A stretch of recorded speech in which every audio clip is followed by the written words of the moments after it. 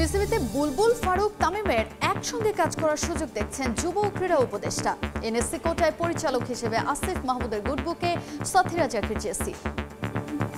নারীকে যদি বোর্ডের ডিরেক্টর করা যায়, যে অ্যাটলিস্ট উইমেন্সের দিকটা সে দেখলো। বিকেলে মাঠে গড়াচ্ছে নারী ওয়ানডে বিশ্বকাপ। প্রস্তুত দুই আয়োজক দেশ। এশিয়া কাপের পর এবার বিশ্ব আসরে উত্তাপ ছড়াচ্ছে ভারত পাকিস্তান ম্যাচ। ভারতকে এশিয়া কাপের ট্রফি দিতে মহসিন নকভির নতুন শর্ত, শিরোপা নিতে হবে তার হাত থেকে। প্রয়োজনে টিম ইন্ডিয়ার জন্য আয়োজন করা হবে আলাদা অনুষ্ঠান। এবং চ্যাম্পিয়ন্স লিগের রাতে মাঠে নামছে ফেভারিট ক্লাবগুলো। কাজাখস্তানে রিয়ালের ঘুরে দাঁড়ানোর চ্যালেঞ্জ। চেলসির মুখোমুখি হবে বেনফিকা, আলাদা ম্যাচে নামবে লিভারপুল।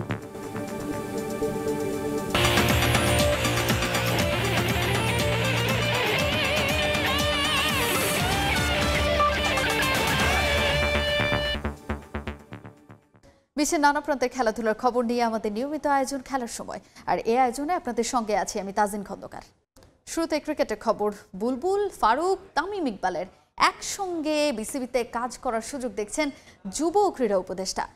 সাবেক 3 অধিনায়কের ক্রিকেটে দেয়ার অনেক কিছুই আছে বলে মনে করেন আসিফ মাহমুদ সজীব ভুঁইয়া। সাবেক প্রেসিডেন্ট ফারুক আহমেদের প্রতি কোনো ব্যক্তিগত আক্রোশ নেই উপদেষ্টার। ক্রিকেটের বৃহত্তর স্বার্থ ও প্রত্যাশা মতো কাজ না করাতেই তাকে সরানো হয়েছিল। যদিও বর্তমান সভাপতি বুলবুলের বেশ কিছু উদ্যোগের প্রশংসা করেছেন আসিফ মাহমুদ। বিস্তারিত সাজিদ মুস্তাহিদের রিপোর্টে।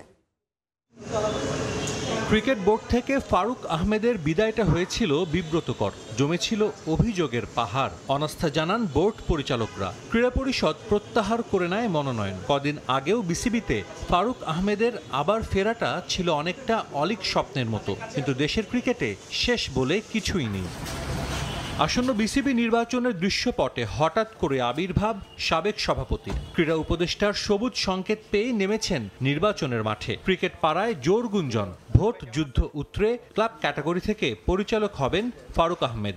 আগে থেকেই মাঠে আছেন 2 হেভিওয়েট বুলবুল তামিম। পরবর্তী বোর্ডে দেখা যেতে পারে এই 3 জনকেই, যে বিষয়টাকে ইতিবাচক হিসেবে দেখছেন ক্রীড়া উপদেষ্টা। আমি মনে করি যে ক্রিকেট বোর্ডটা প্রফেশনালি রান করা উচিত, এখানে আবেগ বা পার্সোনাল দিয়ে চিন্তা করা উচিত না।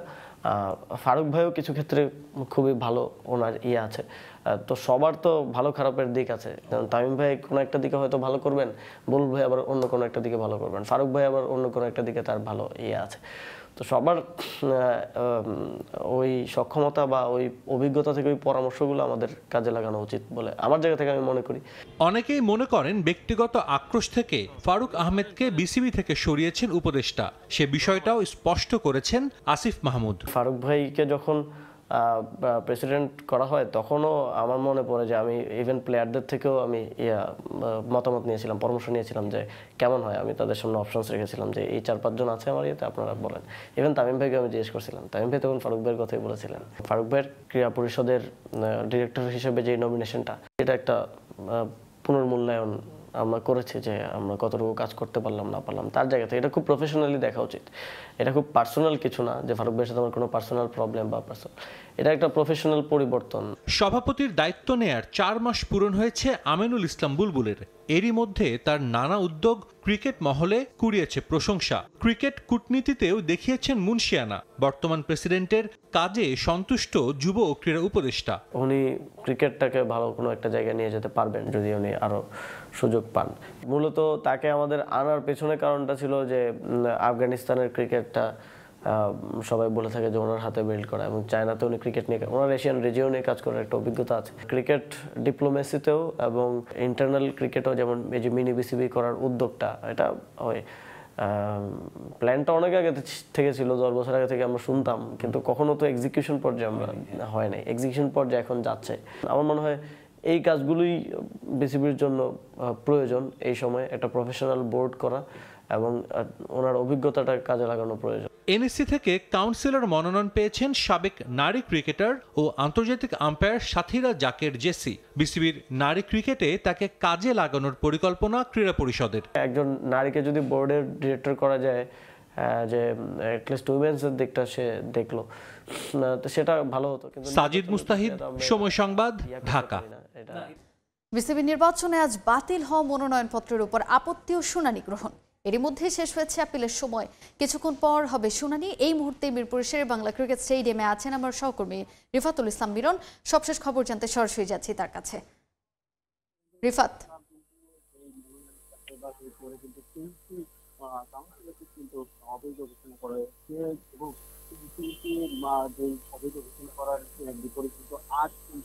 আপত্তি জানানোর এবং শুনানি দিনে করা হয়েছে, কিন্তু আমরা সকাল 10টা থেকে দুপুর 1টা পর্যন্ত কিন্তু জানানোর এবং শুনানি করার দিন ধার্য করা হয়েছে। সেই প্রেক্ষিতে কিন্তু আমরা আজকে সকাল 10টা থেকে দুপুর 1টা পর্যন্ত কিন্তু আপত্তি যেই মনোনয়ন বাতিল করা হয়েছে তার আপত্তি গ্রহণের যেই দিন সময়টা ছিল। তবে এখন পর্যন্ত দুজন কাউন্সিলরশিপ ফিরে পাওয়ার জন্য, বৈধতা পাওয়ার জন্য কিন্তু আবেদন করেছেন এবং তাদের মধ্যে একজন ঢাকা জেলার কিন্তু রেদওয়ান এবং যে রাজশাহী বিভাগের যিনি, এই দুইজনে কিন্তু কাউন্সিলরশিপ পাওয়ার জন্য আবেদন করেছে এবং আপত্তি করেছে। এবং আজকে কিন্তু জানা যাবে যে তাদের শুনানির পর জানা যাবে আসলে তারা নির্বাচন করতে পারবে কিনা। তবে এই দুই কাউন্সিলরশিপ যদি তারা ফিরে না পায় সেক্ষেত্রে কিন্তু ঢাকা থেকে ইতিমধ্যে আজকের মধ্যেই জয়ী ঘোষণা হবেন দুই ডিরেক্টর যারা পরিচালক পদে লড়ছেন, ফারুক আহমেদ যিনি বর্তমান বোর্ড প্রেসিডেন্ট রয়েছেন এবং নাজমুল আবেদিন ফাহিম যিনিও রয়েছেন এবারের বোর্ডের দায়িত্বে। তবে এবারের ইলেকশনে কিন্তু সবচেয়ে বেশি যেই জটিলতা দেখা যাচ্ছে সেটা হলো গিয়ে বি ক্যাটাগরিতে, যেখানে কিন্তু 12টি পদের জন্য কিন্তু 30টি মনোনয়নপত্র জমা পড়েছে। তবে এই দুই ক্লাবগুলোর যে প্রতিনিধি কাউন্সিলরশিপ আছে সেখানে কিন্তু একটা সমঝোতার একটা কথা শোনা যাচ্ছে, কারণ 12টি পদের জন্য কিন্তু অনেকগুলো ফর্ম হয়েছে এবং আগামীকাল কিন্তু মনোনয়ন প্রত্যাহারের একটা সুযোগ থাকবে। সেখানে দেখা যাবে আসলে কারা প্রত্যাহার করে এবং কারা আসলে থাকতে যাচ্ছেন নির্বাচনে। এবং শোনা যাচ্ছে একটা গণমাধ্যমে গুঞ্জন রয়েছে যে কাউন্সিলরশিপের জন্য তামিম ইকবাল এবং উপদেষ্টার মধ্যে সমঝোতা রয়েছে, সেখানে তারা কাউন্সিলরশিপ কিন্তু ফারুক আহমেদকে বুলবুল আহমেদকে কিন্তু তারা প্রেসিডেন্ট হিসেবে মানার একটা সমঝোতা শোনা যাচ্ছে। এই ছিল আমার কাছে মিরপুর থেকে সবশেষ। বিসিবি নির্বাচনে আজ বাতিল হওয়া মনোনয়নপত্রের উপর আপত্তি ও শুনানি গ্রহণ চলছে। সেই খবর জানাতে আমাদের সঙ্গে সরাসরি যুক্ত হয়েছিলেন সহকর্মী রিফাতুল ইসলাম মিরন। সামাজিক মাধ্যমে স্ট্যাটাস দিয়ে সাকিব আল হাসানের ভবিষ্যৎ স্পষ্ট করলেন ক্রীড়া উপদেষ্টা আসিফ মাহমুদ সজীব ভুঁইয়া। আওয়ামী লীগের রাজনীতি এবং গণহত্যার সঙ্গে সম্পৃক্ত থাকায় তার আবারও দেশের ক্রিকেটে ফেরার কোনো সুযোগ নেই বলে স্পষ্ট ভাষায় জানান ক্রীড়া উপদেষ্টা। প্রতিউত্তরে সাকিব লিখেছেন, সুযোগ পেলে মাতৃভূমিতে ফিরবেন কোনো একদিন। খেলোয়াড়ি জীবনে অনেক ট্যাগই লেগেছে বিশ্বসেরা অলরাউন্ডার সাকিব আল হাসানের গায়ে। তবে গেল সংসদ নির্বাচনে নৌকা প্রতীকে নির্বাচিত হয়ে সংসদ সদস্য হওয়ার পর নতুনভাবে পরিচিতি পান তিনি। সামর্থ্য থাকা সত্ত্বেও তার এই রাজনৈতিক পরিচয়ই শেষ পর্যন্ত অসময়ে থামিয়েছে বাংলার ক্রিকেটের পোস্টার বয়কে। সরাসরি সম্পৃক্ত না থাকলেও 24 জুলাই আন্দোলনে ছাত্র ও সাধারণ মানুষের উপর গণহত্যা চালানোর দায় অস্বীকার করতে পারেন না সাকিব তার রাজনৈতিক অবস্থানের জন্য। এ বিষয়ে সামাজিক মাধ্যমে গেল বছর অনুতাপ প্রকাশ করলেও 28 সেপ্টেম্বর শেখ হাসিনার জন্মদিনে নিজের ফেসবুক পেজে শুভেচ্ছা জানান। ব্যাস, এরপরই সাকিবের বলে একেবারে সোজা বাউন্ডারি হাঁকান ক্রীড়া উপদেষ্টা আসিফ মাহমুদ সজীব ভুঁইয়া। টেস্ট ও টি-20 থেকে অবসর নেওয়া সাকিব আল হাসানের ইচ্ছে ছিল ঘরের মাঠে ওয়ানডে ক্রিকেটকে বিদায় জানানো। গেল এক বছরে বাংলাদেশ কয়েকটি হোম সিরিজ খেললেও বোর্ড বিবেচনায় রাখেনি তাকে। এ নিয়ে বিভিন্ন সময় অস্পষ্ট বার্তা দিয়েছেন বিসিবি কর্তারা। তবে কেন বিগত এক বছর জাতীয় দলের জন্য বিবেচনায় রাখা হয়নি সাকিবকে, তা এক স্ট্যাটাসেই স্পষ্ট করে দেন ক্রীড়া উপদেষ্টা। সাকিব সজীবের স্ট্যাটাস যুদ্ধে বেশ গরম হয় সামাজিক মাধ্যম। ক্রীড়া উপদেষ্টা নিজের অবস্থান ব্যক্ত করার পর আবারও ফেসবুকে লিখেন সাবেক বিশ্বসেরা অলরাউন্ডার। এই স্ট্যাটাসে সাকিব স্পষ্ট করেন আসিফ মাহমুদ সজীব ভুঁইয়ার জন্যই তিনি জাতীয় দলে ফিরতে পারছেন না, তবে ইঙ্গিত দিয়ে রাখেন একদিন ঠিকই ফিরবেন বাংলাদেশে। সাকিবের এই স্ট্যাটাসের পর সামাজিক মাধ্যমে আরও একটি বার্তা দেন ক্রীড়া উপদেষ্টা আসিফ মাহমুদ। সেখানে একটি ইঙ্গিতপূর্ণ বাক্য লিখেন তিনি, যা মূলত ছিল সাকিবকে উদ্দেশ্য করেই। শুধু তাই নয়, এবার বেশ স্পষ্ট অবস্থান ব্যক্ত করেন যুব ও ক্রীড়া উপদেষ্টা দেশের হয়ে তার প্রতিনিধিত্ব করার বিষয়ে। এই স্ট্যাটাসে ক্রীড়া উপদেষ্টা সাকিবের অতীত ধরেও টান দেন, যেখানে উঠে আসে তার শেয়ার মার্কেট কেলেঙ্কারি, মানি লন্ডারিং, ফাইন্যান্সিয়াল ফ্রডের বিষয়গুলো। এরপর প্রশ্ন ছুড়ে দেন আসিফ, এত নেতিবাচক কর্মকাণ্ডের সঙ্গে জড়িত থাকার পরও শুধুমাত্র ভালো ক্রিকেটার বলেই কি পুনর্বাসন করতে হবে তাকে? এসএব ইকবাল, সময় সংবাদ। ওয়েস্ট ইন্ডিজের বিপক্ষে হোম সিরিজের সূচি প্রকাশ করেছে বাংলাদেশ ক্রিকেট বোর্ড। 3টে করে ওয়ানডে ও টি-20 সিরিজ খেলতে 15 অক্টোবর ঢাকায় পা রাখবে উইন্ডিজরা। মিরপুরে ওয়ানডে সিরিজের 3 ম্যাচ খেলবে ক্যারিবিয়ানরা। 18, 20 ও 23 সেপ্টেম্বর মিরপুর শেরে বাংলা ক্রিকেট স্টেডিয়ামে অনুষ্ঠিত হবে এই ম্যাচগুলো। ওয়ানডে সিরিজের পর চট্টগ্রামে হবে টি-20 সিরিজ, যে সিরিজের সূচিতে আনা হয়েছে পরিবর্তন। 26, 28 ও 31 অক্টোবর চট্টগ্রামে অনুষ্ঠিত হবে 3 ম্যাচের টি-20 সিরিজ। ম্যাচগুলো শুরু হবে সন্ধ্যা 6টায়। 2026 টি-20 বিশ্বকাপ মিশন শুরুর আগে 2 দলের জন্য এটা শেষ প্রস্তুতির সুযোগ।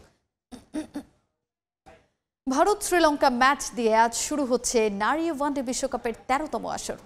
আসামের গুয়াহাটি স্টেডিয়ামে উদ্বোধনী ম্যাচটি শুরু হবে বাংলাদেশ সময় বেলা 3:30টায়।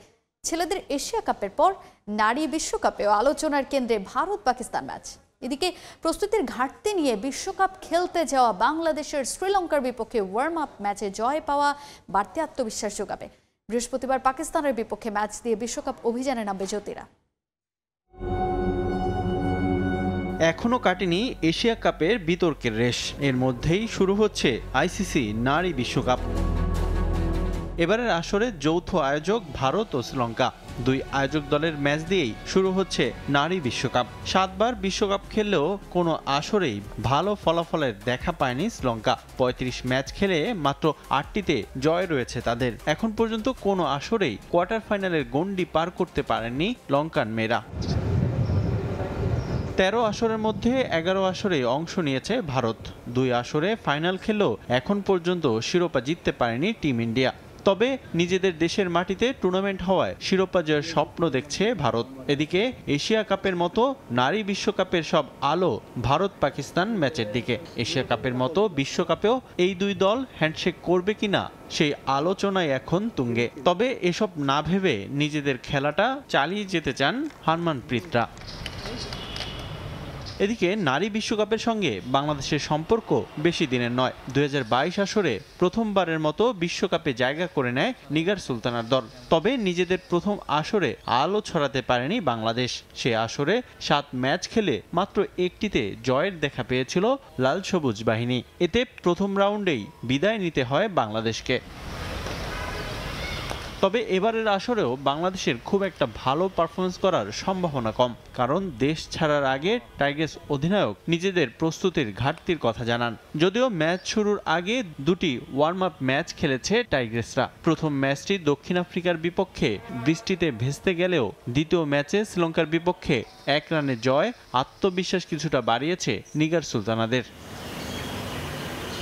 দারুণ পারফরমেন্স নিয়ে এবারের নারী বিশ্বকাপ শুরু করবে অস্ট্রেলিয়া। বিশ্বকাপে একচেটিয়া আধিপত্য অজি নারীদের। সর্বোচ্চ 7 বার শিরোপা জয়ের রেকর্ড রয়েছে তাদের। এছাড়া সম্প্রতি সময়ে শেষ 10 ম্যাচে একমাত্র ভারতের বিপক্ষে 1 ম্যাচ হেরেছে অস্ট্রেলিয়া। তাই এবারের ওয়ার্ল্ড কাপে শিরোপা ধরে রাখার মিশন শুরু করতে চায় তারা। টুর্নামেন্টের সবচেয়ে বেশি জয়ের রেকর্ডও রয়েছে তাদের। এবারের আসরে ফেভারিট হয়েই মাঠে নামবে অস্ট্রেলিয়ার মেয়েরা। রিফাতুল ইসলাম মিরন, সময় সংবাদ। চ্যাম্পিয়ন্স লিগের খবর। জয়ে ফেরার লক্ষ্যে আজ ইউরোপের সেরা মঞ্চে মাঠে নামবে রিয়াল মাদ্রিদ। প্রতিপক্ষ কাজাখস্তানের ক্লাব কায়রাত আলমাতি। চ্যাম্পিয়ন্স লিগের বাছাইয়ে দুর্দান্ত পারফর্ম করা দলটাকে নিয়ে সতর্ক কোচ শাবি আলোনসো। দলে একাধিক ইনজুরি থাকলেও চিন্তিত নন কোচ। অর্তালিক স্টেডিয়ামে ম্যাচ শুরু হবে রাত 11:15টায়। গত শনিবার রাতে রিয়াদ এয়ার মেট্রোপলিটানোতে মাদ্রিদ ডার্বির দুঃসহ স্মৃতি হৃদয়ে গভীর ক্ষত সৃষ্টি করেছে রিয়াল মাদ্রিদ সমর্থকদের। শেষ কবে এতটা বিবর্ণ ছিল রিয়াল তা হয়তো এ মৌসুমের অপ্রতিরোধ্য পারফরম্যান্সে ভুলেই গিয়েছিল সবাই। তবে মাদ্রিদ ডার্বিতে অ্যাথলেটিকোর কাছে 5-2 গোলে বিধ্বস্ত হওয়া কোনোভাবেই মানতে পারছেন না সমর্থকরা। অ্যাথলেটিকোর কাছে হেরে লা লিগার শীর্ষস্থানও হারিয়েছে মাদ্রিদিস্তারা। কাতালানদের চেয়ে 1 পয়েন্ট পিছিয়ে গেছে সাবির দল। মিশন এবার চ্যাম্পিয়ন্স লিগ। প্রতিপক্ষ বাছাইয়ে চমক দেখিয়ে প্রথমবারের মতো চ্যাম্পিয়ন্স লিগে জায়গা করে নেয়া কাজাখস্তানের ক্লাব কায়রাত আলমাতি। বাছাইয়ে কায়রাতের দাপুটে পারফরমেন্স চমকে দিয়েছে ইউরোপের অনেক জায়ান্ট ক্লাবকে। ইউরোপের ক্লাব শ্রেষ্ঠত্বের মঞ্চের সবচেয়ে সফল দলটা এবারও অলিম্পিক মার্সেইয়ের বিপক্ষে জয় দিয়ে আসর শুরু করেছে। যদিও সেই ম্যাচে লাল কার্ড পেয়ে সাবির বিপদ বাড়িয়েছেন অধিনায়ক দানি কারবাহাল। একে তো লাল কার্ড, এর উপর আবার অ্যাথলেটিকো মাদ্রিদ ম্যাচে কাফ ইনজুরিতে পড়েন এই ডিফেন্ডার। রক্ষণে কারবাহাল ছাড়াও মাদ্রিদ ডার্বিতে সামান্য চোট পাওয়ায় দলের সঙ্গে কাজাখস্তানে আসেননি এদার মিলিতাও। এছাড়াও এ তালিকায় আরও যোগ হয়েছে ট্রেন্ট আলেকজান্ডার, অ্যান্তোনিও রুডিগার ও ফারলান মেন্ডির নাম। অ্যাথলেটিকো মাদ্রিদ ম্যাচের দলে বেশ কিছু পরিবর্তন আনবেন কোচ, সেটা আগেভাগেই জানিয়েছিলেন। কারণ সে ম্যাচে বাজে হারের পর মানসিকভাবে বিপর্যস্ত ফুটবলাররা, তাই তাদের আত্মবিশ্বাস ফেরাতেই এ পরিবর্তনের ভাবনা কোচের। একাধিক ফুটবলারের ইনজুরিতে সাবি বিকল্প হিসেবে বেছে নিয়েছেন একাডেমি ট্যালেন্ট তরুণ ডিফেন্ডার ডেভিড জিমেনেজকে। এছাড়া Dean Huijsen, David Alaba, Raul Asensio, Alvaro Carreras ও গার্সিয়ারা আছেন নিজেদের মেলে ধরতে। গোল পোস্টে যথারীতি থাকবেন কোর্তোয়া। আক্রমণে এমবাপ্পের পাশাপাশি সাবির আস্থা থাকবে ফ্রাঙ্কো মাস্তান্তুয়ানো, ভিনিসিয়াস জুনিয়রের ওপর। শুরুর একাদশে না থাকার সম্ভাবনা বেলিংহ্যামের। জয়ে ফেরা নিয়ে আশাবাদী কোচ সাবি আলোনসো। অ্যাথলেটিকো ম্যাচের পর দলের মাঝে একটা গুমোট পরিবেশ বিরাজ করছে, সেটা কাটাতে চাইলে ম্যাচটা আমাদের জিততে হবে। ইনজুরি আছে অনেকের, পেশাদার ফুটবলে এটা থাকবেই। সবাইকে এটা মেনে নিয়েই খেলা চালিয়ে যেতে হয়, আমিও তার ব্যতিক্রম নই। কাজাখস্তানের দলটা বেশ ভালো, আমাদের সতর্ক হয়েই খেলতে হবে। 4000 মাইল পাড়ি দিয়ে কাজাখস্তানে এসেছে রিয়াল মাদ্রিদ। কায়রাত আলমাতির বিপক্ষে এটাই প্রথম সাক্ষাৎ রিয়ালের, তাই চ্যাম্পিয়ন্স লিগে টানা দ্বিতীয় জয়ের আশায় স্বাগতিকদের মাঠে শিষ্যদের সেরাটা দেওয়ার তাগিদ দিয়েছেন কোচ। পারভিন আক্তার, সময় সংবাদ। চ্যাম্পিয়ন্স লিগের আরও খবর জানাবো। হাই ভোল্টেজ লড়াইয়ে মুখোমুখি হবে চেলসি ও বেনফিকা। সাবেক ক্লাবের বিপক্ষে মাঠে নামার আগে ব্লুদের সমীহ করছেন কোচ হোসে মরিনিও। স্ট্যামফোর্ড ব্রিজে ম্যাচ শুরু রাত 1টায়। একই সময়ে গালাতাসারাইয়ের বিপক্ষে লড়বে ইংলিশ জায়ান্ট লিভারপুল। অন্য ম্যাচে স্লাভিয়া প্রাগের বিপক্ষে লড়বে ইন্টার মিলান। রাত 1টায় বায়ার্ন মিউনিখের প্রতিপক্ষ পাফোস এফসি। চ্যাম্পিয়ন্স লিগে জমজমাট এক রাতের অপেক্ষায় দর্শকরা। প্রতিপক্ষ বিবেচনায় নয়, নিজ নিজ দলের জয়ের জন্য মুখিয়ে দলগুলো। ভিন্ন ভিন্ন ম্যাচে লড়বে লিভারপুল, চেলসি, বেনফিকা, ইন্টার, বায়ার্নের মতো ক্লাবগুলো। রাতের সবচেয়ে রোমাঞ্চকর ম্যাচ চেলসি বনাম বেনফিকার লড়াই। দুই জায়ান্টের মুখোমুখি অবস্থান ছড়াচ্ছে উত্তাপ। লম্বা সময় পর আবারও চেলসিতে ফিরছেন হোসে মরিনিও। সাবেক ক্লাবের বিপক্ষে মাঠে নামার আগে নিজের দলকে পুরোপুরি গুছিয়ে নিয়েছেন দ্য স্পেশাল ওয়ান। অন্যদিকে ঘরের মাঠে চেলসির সামনেও বড় চ্যালেঞ্জ অপেক্ষা করছে। ঘরের মাঠে স্ট্যামফোর্ড ব্রিজে বেনফিকাকে আতিথ্য দেবে চেলসি। এই ম্যাচের আগে কিছুটা চিন্তার ভাঁজ দলটার, কেননা দলের সবচেয়ে গুরুত্বপূর্ণ বেশ কয়েকজন ফুটবলার আছেন ইনজুরিতে। কোল পালমার, ফোফানা, সান্তোস, কালভিদের চোট বড় চিন্তার কারণ ব্লুদের জন্য। শুধু তাই নয়, কনফারেন্স লিগ ও ফিফা ক্লাব বিশ্বকাপ জয়ের পর চ্যাম্পিয়ন্স লিগ মিশনটাও হয়নি প্রত্যাশা অনুযায়ী। নিজেদের প্রথম ম্যাচেই হারের ক্ষত পায় দলটা। ইপিএলেও খুব একটা ভালো অবস্থানে নেই মারেস্কা বাহিনী। 6 ম্যাচের মোটে 2টিতে জয়ের মুখ দেখেছে তারা। তবে ঘরের মাঠে এবার বেনফিকার বিপক্ষে ঘুরে দাঁড়ানোর প্রত্যয় এনজো মারেস্কার দলের। যদিও সে মিশনটা খানিক কঠিন হবে ব্লুদের জন্য। 20 বছর পর আবারও বেনফিকার দায়িত্ব নেয়ার পর প্রিমিয়ার লিগে একটি ম্যাচে দায়িত্ব সামলান মরিনিও। সে ম্যাচে জয় পেয়েছে দলটা। তবে চ্যাম্পিয়ন্স লিগে এখন পর্যন্ত এক ম্যাচে মাঠে নেমে প্রথমটিতে হারের ক্ষত পেয়েছে বেনফিকাও। আর অতীত ক্লাব চেলসিতে ফিরে আর চেলসিকে অনেক শিরোপা জেতানো হোসে মরিনিওর সামনে এবার চ্যালেঞ্জ স্ট্যামফোর্ড ব্রিজে ফিরে বেনফিকাকে জয় নিয়ে ফেরার। অতীত পরিসংখ্যানে চেলসি এগিয়ে থাকলেও এই ম্যাচের আগে অতীত ভুলে বর্তমান নিয়েই ভাবতে চান কোচ হোসে মরিনিও।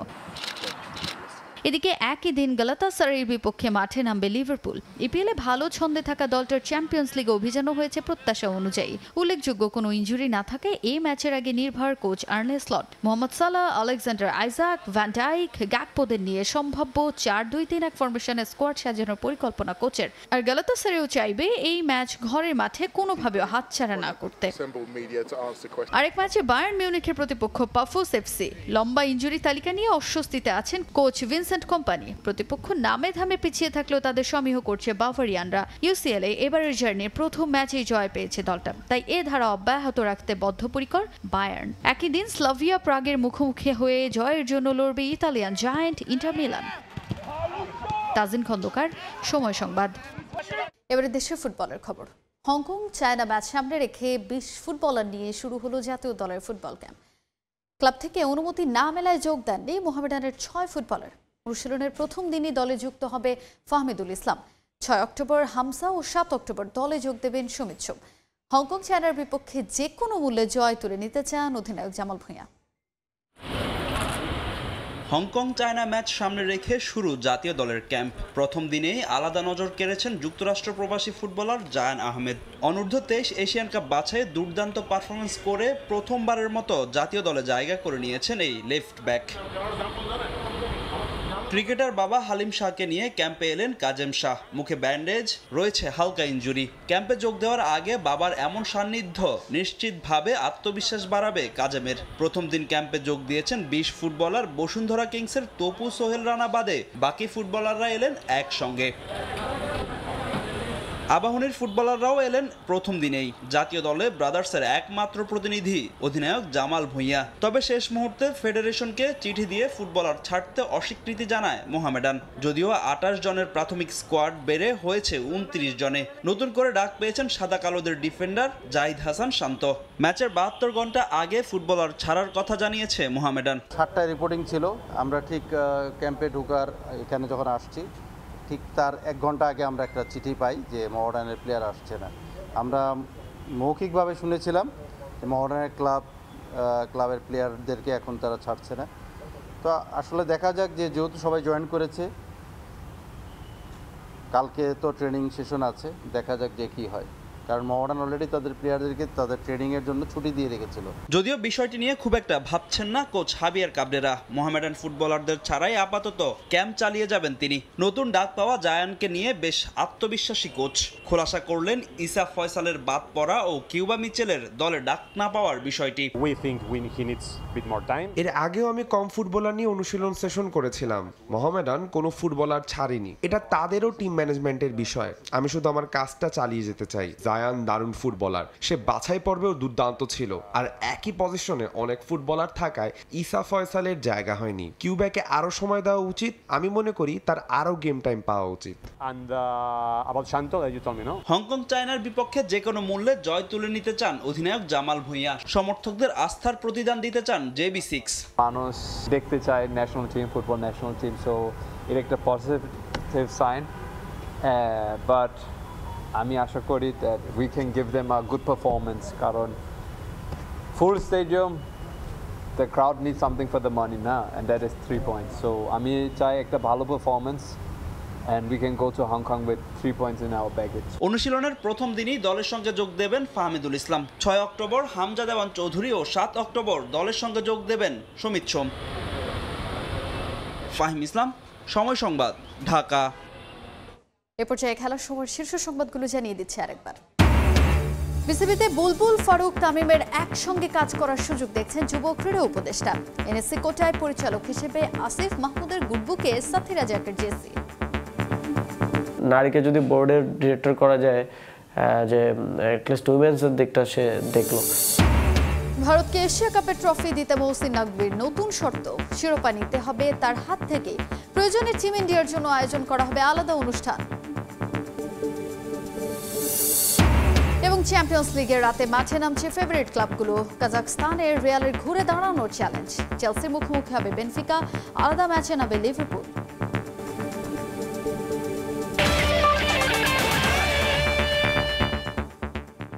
এই ছিল খেলার সময়ের এখনকার আয়োজনে। এরপর দুপুরের সময় আপনাদের সঙ্গে থাকবেন কামরুজ্জামান মামুন। তাজিন, ধন্যবাদ আপনাকে। দুপুরের সময় নিয়ে ফিরছি কিছুক্ষণ পর, সঙ্গে থাকুন সময়ের।